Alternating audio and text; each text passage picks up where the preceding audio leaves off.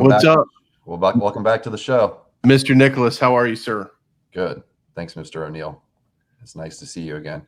Sorry you couldn't make it last week with your Why couldn't I make it? I was shopping. Well, Derek held the fort down, man. He did a good job and gave a good breakdown of the Ravens. Did an excellent job. So, I don't think anybody missed me. I heard your comment about my, clothes and whatnot, but that's cool. Whatever, man. Yeah, well, maybe you should shop more often. Yeah, you're right. Stop letting your wife dress you. I know. She got me this cool astronaut. Yeah, what is that, dude? I mean, I'm a nerd at heart, if I'm honest, Yeah. I know people think I'm just like studly when they see me, but I'm actually kind of a nerd. I know that's hard to believe, but yeah. You were a professional baseball prospect at one time. That's true. I was a professional baseball prospect. Before Verlander, you were Verlander, bro. Yeah. Why'd you laugh before you said that, bro? You blew it. You blew your chance.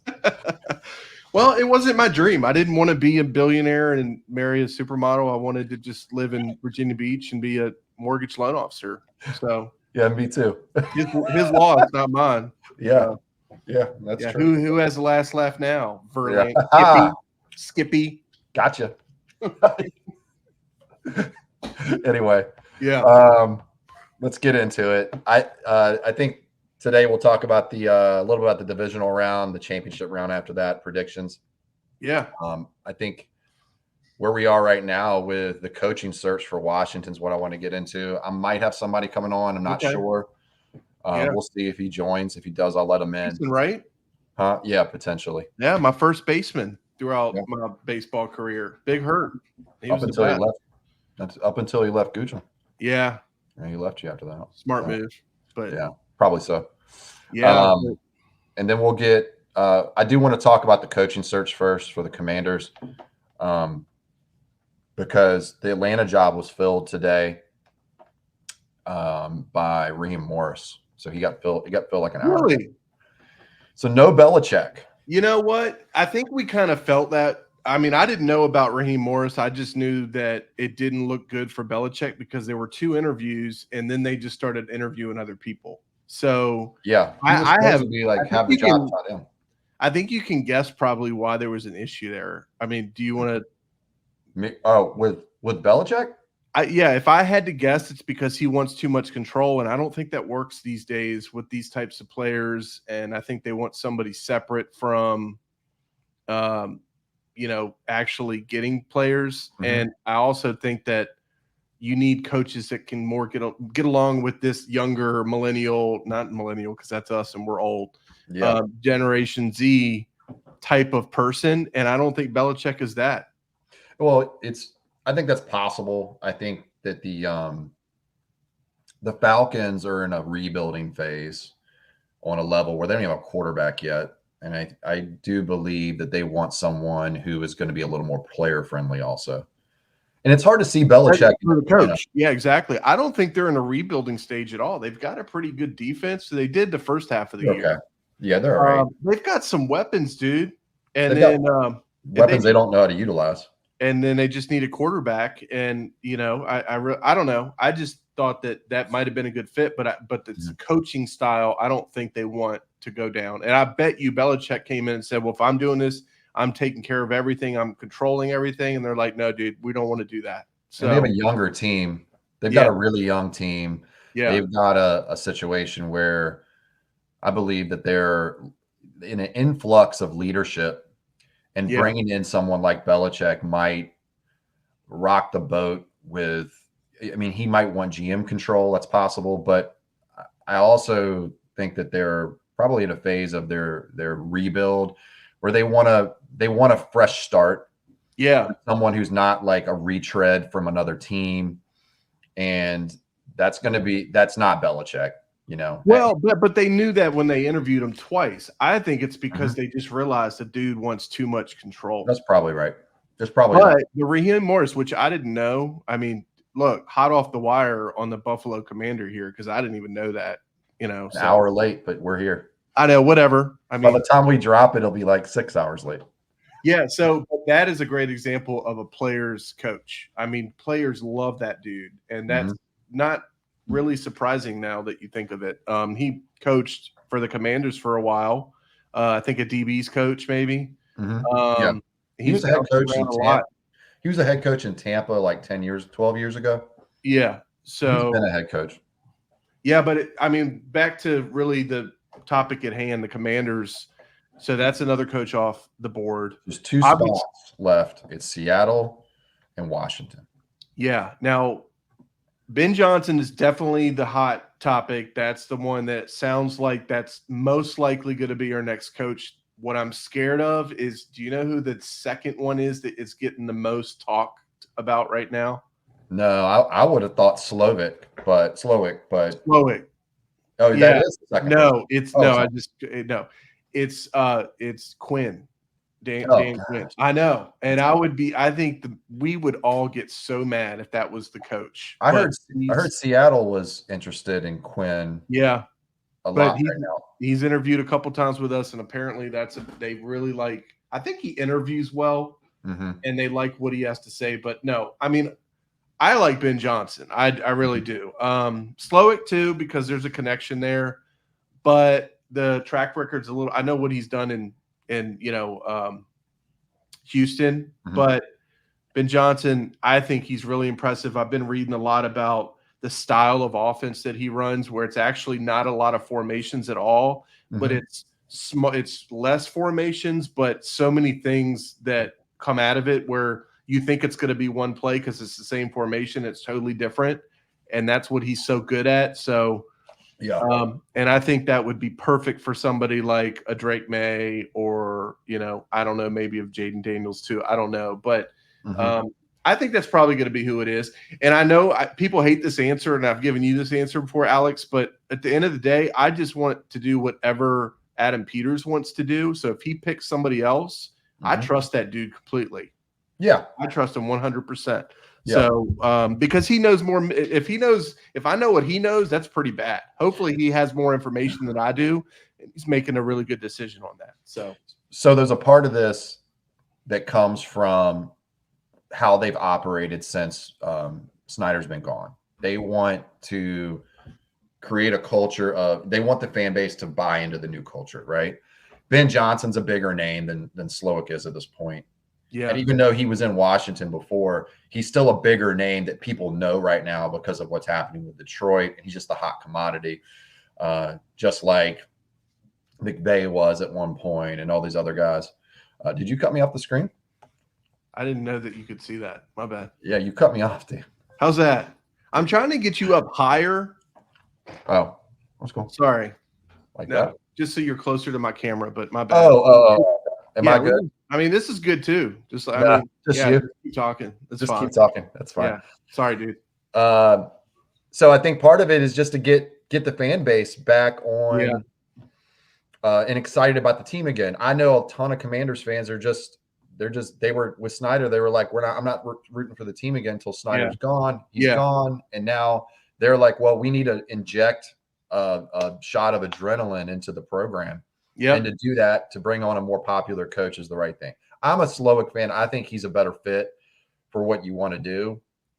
But I don't. Ben Johnson's not bad either. Ben Johnson's a great coach. I think Ben Johnson has a good scheme. I think it's player friendly, and he has a way with players where he's not a Belichick type where he's not going to yell at them and bash them. He's an intellectual type when it comes to coaching. He's an analytical base. So yeah. I think that he's a good pick if they go with him, but I don't know. We'll see what they do. I think they're going to hire somebody in the next couple of days. I've heard Ben Johnson's a done deal. That's what I've heard. Yeah, and if let's say Detroit loses, I think this time next week we'll have that announcement for sure. I think you'll have it. Yeah, that's true. Do they have to wait? Yeah, they do. Okay. Yeah. So I mean, we'll see. I'm excited, and this is where us Commanders fans, Redskins fans live in the off season for us. That's when we're winning all the time. Yeah. So, we'll see what happens. It is a fun part of the season. Like, yeah, I know where like Buffalo losing this week is a hard pill to swallow, but at the same time, like I really enjoy off season. I enjoy free agency. I enjoy the draft. Oh yeah. I enjoy the Senior Bowl. I enjoy all these processes leading up to who else is going to be on the team, and that's exciting in a way because you're going to have not a whole new team, but we're going to see if they're going to fill in the blanks of what I think or what others think they should do from this point on, and we're going to see how they address them if they're doing a good job doing so. So yeah. You keep messing with the view. I just wanted to show this. So, yeah, I mean, we'll get into the Buffalo game a little bit, man. What do you think? I mean, what's your big thing? We don't have to get in the nitty gritty that all the dirty stuff. I'm kidding. I'm kidding. Yeah. Yeah, I thought we would win, but I was definitely concerned about our linebacker. AJ Klein was starting at middle linebacker. He's a guy off the street, and then we also had Tyrell Dotson, who was banged up. He was third, fourth linebacker as is, and he was having to play this year. He's playing well, but he's definitely not a cover linebacker. Well, when you say you thought y'all would win, is that before the game started, or did you? Yeah, I did. I still thought we would win because I didn't think. Well, I should have known Andy Reid would exploit the weakness, and he came right out the game. Did you feel like okay? I like how we're looking. Yeah, after the first half, I felt pretty good until I looked at some of the data on the yards per play. Oh, okay. And I realized we were averaging like 5.8, and they were averaging somewhere in the nines. Yeah, 9 something. And I immediately got nervous because I didn't know it as I'm watching, and I just see the flow going. We're controlling the ball, and then if you're going to run the ball a lot and try to control it, keep the ball out of Pat Mahomes' hands, you better keep scoring. And we were doing that up until mid fourth quarter. I mean, look, they only punted once. We only punted twice, 2 or 3 times. The way I felt through it once I started watching that game was, you know what? Whoever has the ball last is going to win. And it was kind of even if the Bills made that field goal, I felt like okay. I mean, I didn't like it. So to break down that last drive and what should have happened. A lot of people were criticizing Josh for throwing the ball in the end zone at the end with Shakir because there's 2 minutes left. But if you have a touchdown and you're losing, you take it. Yeah. You don't wait on it because you want to milk the clock. No. So when he missed the throw because he was hit by the lineman, we got to a point where I was like, okay, we can run the clock. It was 3rd and 9, and Josh got off his spot, and you could tell he wanted the touchdown again. And he should have taken the check down. It was really his only real mistake all day. We should have hit 3 deep balls throughout the game that were beautiful in the hands of the receiver, and they were all dropped by Diggs and Sherfield twice. Oh, yeah. And that would have changed the trajectory of the game. You could look at Josh's stats at 185 yards or whatever. He would have had well over 350 if he hit on those deep balls, and they were perfect throws. And they honestly should have all been caught. They weren't like – I mean, any ball that's 60 yards downfield is difficult, but it's also your professional receivers. You should be catching the ball. So when they dropped those, I kind of started to feel a little bit of like, okay, the momentum's changing. Allen's taking shots. We haven't taken shots all game. And then at the end, when he missed the kick, I really wasn't that upset. I was like, I thought we would lose because we had to kick because we were just going to tie the game, and then Mahomes is going to come down. No, I agree. I think Allen had a decent game. But I'm just going to say it. The bigger issue is that all the great ones, it's they find a way, and he's starting to get, whether it's his fault or not, he's starting to develop that reputation. Not starting, he kind of has that reputation where he loses in the big moments. And again, it's not totally fair. Like last year, he gave them the lead, and they ended up still losing. 2 years ago. 2 years ago. With 14 seconds left or whatever it is. I mean, seconds, but I'll say this: his record when the game's on the line in the last 2 minutes, he typically comes through to give the team a lead. The defense has been really banged up the last 3 playoffs. But during the regular season, which doesn't count as much, we know that those are the times when he typically pulls those games out. In the playoffs, we just don't have enough heat and enough talent set up to because he's lost to Mahomes how many times in the playoffs? 4, 3? No, No, 3. The first one, the funny thing is the one time we went to the AFC Championship game, we weren't ready yet. We were we were second best team. He lost to Burrow once. He lost to Burrow once. And we lost to Burrow. And he beat Lamar once, I think. He beat Lamar. Yeah, he's beaten Lamar. Yeah. So we'll see. I at the end of the day, Andy Reid took advantage of weaknesses on our defense, and then when the linebackers had to focus on covering, they couldn't stop the run, and it became a exercise in futility to stop them. So I think we'll be back. Oh, we're gonna have to be. The only thing I want to say, because this drives me crazy, and I went and I had a battle with somebody all night while watching this game because I'm so tired of this shit. There's no conspiracy to make sure Patrick Mahomes and the Chiefs win. Just knock it off. Just stop it, guys. Whoever's doing that. It's so stupid. If anything, the NFL wants the Bills to win. They want variety that's set up for that very purpose. So just to play off that, if the NFL had a script and they wanted a cool script, last year would have been the best time for Buffalo ever to win a Super Bowl, and they didn't. Yeah. Oh, yeah, you're right about that. With DeMar Hamlin, the shooting, the snow that made us move 2 games. To think that referees are intentionally – they're going to fuck up. That's what they do sometimes. It's a hard position. I mean, think about what they have to do. Yep. But that's going to, if you really look at it over time, it's going to be even. Yeah. Can you, are you on mute? No. I can't hear you again.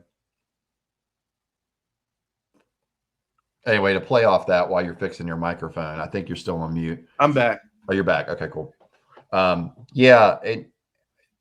lot of the referee stuff, referees have been bad forever. We just now have social media to track them over and over again and watch videos over and over and over again to see them mess up. They've been messing up for years. We've just never had the ability to track them and watch them so intricately. So that's what you're seeing. It's kind of like when they show violence in the world on Twitter or X or whatever, and you're like, oh my gosh, the world's getting so much worse. No, it's the same as it always was. You're seeing it more. It's in your face. So one thing I will say, they do have a problem with missed calls, and maybe it means that they need to have 20 referees on the field. I don't care. They do need to get better with that. The NFL is terrible about admitting when they're bad at that.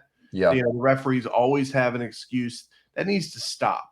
Yeah. Okay, but so they do need to improve, but there's no motive behind that other than carelessness and an unwillingness to fix it, really. And I think there's an element of intimidation too when it comes to it. So you go into the Philly, they're going to be much less likely to side with you as a away team because they're afraid of getting bottles thrown at their head when they leave. So that's a possibility. That's true too. And we know what coaches do too. If they feel like they missed a call, they go over and be like, you owe me one. You owe me one. And psychologically, make up calls. Yeah, they do make up calls. Probably what happens. Yeah, that happens. So, all right, let's jump. Next game was Baltimore and Houston. I thought Houston came out nicely. Their offense could not move against that defense from the jump, even though they were tied at 10-10 at halftime. And the Ravens just pulled away at the end. The stage was too big for CJ Stroud. That's all it was. He'll be there. He's going to be good. He's going to be a top 5 or 7 quarterback next year. Yeah, he'll be fine. Houston's feeling great about their prospects. Same thing with Green Bay. Yeah, I mean, and the coverage, the cameramen, they were really trying to help out Houston. They kept showing Stroud's mom and all that. And I'm like, good Lord, like, come on, hard. But no, the Ravens they're just too dang on good, man. They're so good. Their defense is stout. Yeah, and they're going to be a tough out for anybody. They have 2 healthy, good linebackers. They've got 3 solid receivers. They got 2 great tight ends. Andrews come back this week. They have good corners, good safeties, good defensive line that doesn't have any studs, but they're all really good. They just work together as a unit. Yeah. Their line's healthy. They don't need a running back. I know they have Gus, but whatever. It doesn't matter. So they're the best team, I think. I think that's pretty much 100%. Yeah. I think they're gonna beat Kansas City this week. San Francisco, Green Bay, that was a crazy game. Yeah, and what I took away from that game is kind of what a lot of people already say, which is, Purdy, he's a manager, he's a game manager. The reason, he doesn't screw up all the time. He doesn't do anything great. He's very lucky. even in that game, he got very lucky. There was a couple where there should have been an interception, but he is really smart and he knows the offense. There was one play where you could see he was telling somebody to stop moving, even though they were in the wrong position, because he kind of just orchestrated everything and he handed off, and that ended up being like a 30-yard run for the running back. Yeah. And so that's what, he's just, I don't think they're going to go very far because of that reason. I think that it's at the end of the day, I think these games are going to come back down to your quarterback, and I think Brock Purdy's going to kind of wet the bed. That's my guess. Just like last year. Yeah. You think they're going to lose the Lions? I don't know about that. That's going to be a tough game there. I think that's the most exciting game. I think on the other side, I personally think it's the Ravens all the way, but the Niners and Lions, how do you feel about it? Because I feel like that's going to be a battle. I don't know. I love the Lions, but yeah, it's a great story. Everybody wants them to win. I love Dan Campbell. I really want them to win. Yeah. I just don't know. I have to see it to believe it. I don't know if they're physical enough. I don't know if they're good enough on the back end to contain what they have, what San Francisco does in the horizontal passing game. I think that their speed's going to be exposed a little bit. Yeah. You think? Yeah. And I just think that they're going to have a hard time tracking down players like Debo and Ayuk in the field and Christian McCaffrey. Yeah. Well, is Debo healthy? Is he going to play? I guess that's important to know too. I don't know. I didn't even look. I'm sure he will. Yeah. Yeah. No. I'm in draft mode, dude. I don't care about these games. Okay. Well, to the next game, the Bucks and the Lions. That was so. What were your thoughts on that? Any? I mean, you mean the Bucks and the Bucks and Lions. Sorry. Yeah, I thought that the Bucks hung in there tight. Yeah, I think that I didn't think it'd be close, to be honest with you. I didn't either. And Baker's probably done well enough to get himself a contract. I agree. The question is, whose contract is he going to get? The parameters for the minimum baseline right now is Daniel Jones, who is the most overrated player ever to get a big contract. He really is. Baker made touchdowns and got a contract. Yeah. Well, Baker's funny because I always thought immediately, okay, this guy's so cocky. Every year he doesn't do anything. He keeps every year his stock goes down a little bit. So you can kind of see the line. I'm trying to do it backwards, where it just kind of goes down every year. And eventually you see quarterbacks like that, where you don't even hear from them, and you think they're out of the league, and you see him on the sideline as the third stringer. That's where I thought he was headed. This was his last shot. I thought he'd suck. I didn't even think he'd win out for the quarterback, the number one slot. So I thought he'd be wrong. He is a fighter. He can sling it when he needs to. He will do some dumb stuff, like he kind of runs into sacks when he should not. Absolutely, one thing you don't do is get a sack on this third down. He'll get a sack. Yeah, he'll have some dumb picks, but he'll also win some games for you. And I'm really impressed with him. And so I got to give him props. I think he's going to stick around for a while. I'd pay him. I don't think he was ever bad. The Browns got rid of him too quick for a player that hadn't played in almost two calendar years, I should say, not 2 full years. But they ditched him to the curb. They could have got him for $40 million and been fine and not had to deal with this whole situation with Deshaun Watson that is just a mess I won't get into. Yeah. Watson hasn't been good. And even when he's playing, he's not good. He's average at best. Flacco was better than him. I think Flacco took him further than he could have taken the team itself. So, in my opinion, that was an awful decision. It's the worst contract in NFL history. It is not close. It's fully guaranteed. Yeah, that was. What the heck are you doing? And then they got rid of their franchise quarterback they picked first, who just won a playoff game and got back to the playoffs after that.